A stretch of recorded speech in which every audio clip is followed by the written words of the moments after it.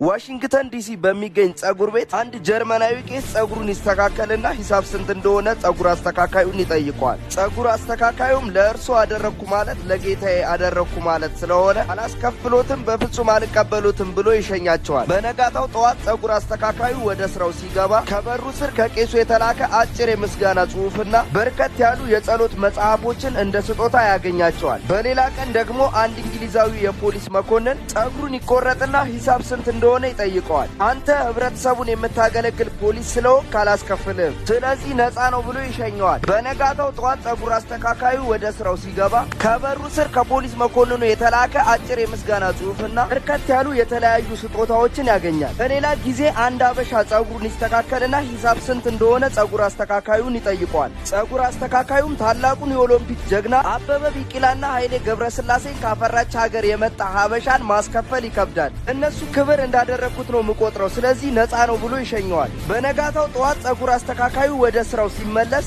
12 ሀበሾች ጸጉራቸውን ለመስተካከል ወረፋ ይዘው ነበር።